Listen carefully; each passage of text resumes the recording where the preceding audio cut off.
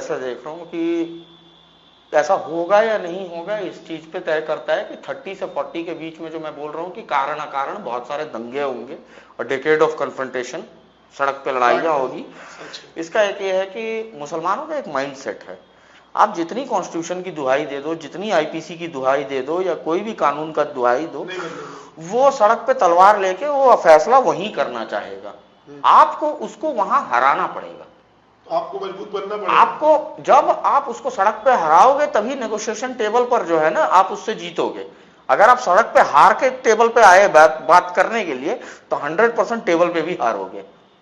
ठीक है, इस चीज के लिए मैं पिछले कई साल से अभी इंडिविजुअल्स को ग्रूम कर रहा हूं और ऑर्गेनाइजेशंस को मेंटरशिप और ग्रूमिंग कर रहा हूं, छोटे ऑर्गेनाइजेशंस, ठीक है, जो मुझे सड़क पे दंगा जिता के दे सकता है। क्योंकि दंगा जीताता है कबाड़ी वाला, कबाड़ के धंधे में आप हो नहीं।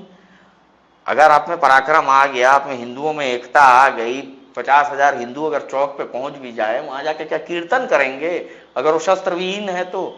आपके पास टायर नहीं है, आपके पास एसिड नहीं है। दंगे में जितने भी चीजें यूज होती है उस पर दबदबा उन्हीं लोग का है।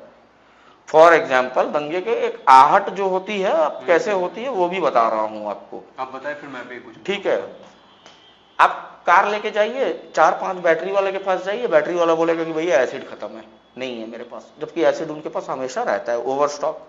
एक कोई परिवार का, मुसलमान परिवार का आदमी जो है, जो कि एक परिवार के लिए 20 किलो 30 किलो चावल खरीदेगा वो महीने का, अगर वो दुकान पे आके ये बोलेगा कि भाई 2 बोरी दे दीजिए, 3 बोरी दे दीजिए, अगर उनके परिवार बोरी के हिसाब से चावल खरीदने लगे तो समझ लो कि भैया कुछ शुरू होने वाला है। कबाड़ी वाले के पास में जाकर अगर बोलोगे कि खाली बोतल चाहिए और कबाड़ी वाला बोले कि बोतल नहीं है मेरे पास, तो 100% अब तो इमीडिएट शुरू हो रहा है ये। तो ये इंडिकेशंस है। ठीक है, स्टेट हैज टू इंटरवीन। हमने पूरे देश भर में हिंदू संगठनों को और लोगों को हमने मैप करके देख लिया है। मैं एक एग्जांपल दे रहा हूं, आप इसको इस एग्जांपल के तौर पे समझो। आपके घर यहां बारिश हुई लखनऊ में, दोपहर पूरी बारिश हुई, आपके आंगन में पानी जम गया है, आप अपना बाल्टी और मग लिए और वहां से अपना आंगन पूरा साफ करके पानी हटा के क्लियर कर लिए, ये आपकी इंडिविजुअल एफर्ट है। ठीक है, पर अगर लखनऊ में 15 दिन कंटिन्यूस बारिश हो रहा है और 5-5 फीट 6-6 फीट का पानी हर जगह एरिया एक एक खंड में भरा हुआ है, तो स्टेट हैज टू इंटरवीन। ठीक है, बाढ़ का स्थिति में तो यहां गंद मच गई है बहुत ज्यादा। ठीक है, आप वेरी सिंपल एक्सरसाइज करके देखिए।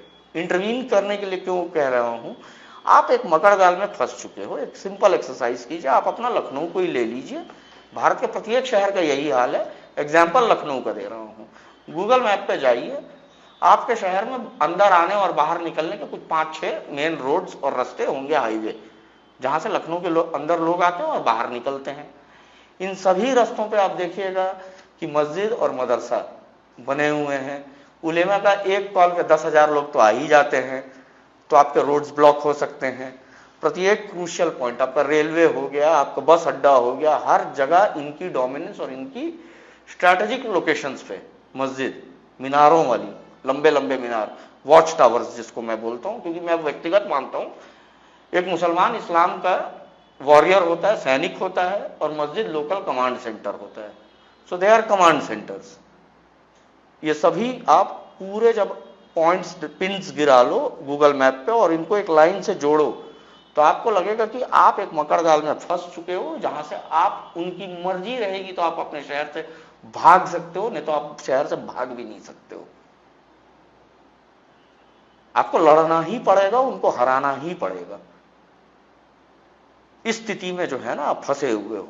तो 30 से 40 का जो डिकेड है, इसको प्रिपेयर करने के लिए अभी हमारे पास में 5 साल 4 साल जो भी है, भारत भर में जहां जहां जिसको रीस्ट्रक्चर करके और मजबूत बना सकते हो, उसको बूस्ट कर सकते हो, उनके लिए बाहर से अंदर से जहां से भी फंड्स अरेंज करके फंड्स दे सकते हैं, हम लोग कर रहे हैं। क्योंकि वी आर वेरी क्लियर, ऐसे वैसे जैसे तैसे तुम गजवा करोगे, हम लोग कदमों तले रौंद देंगे, जीत हमारी होगी। ये सुनिश्चित करना बहुत जरूरी है। ना इस चीज को लोग इस तरह से भी लेते हैं कि आरएसएस है, मोदी जी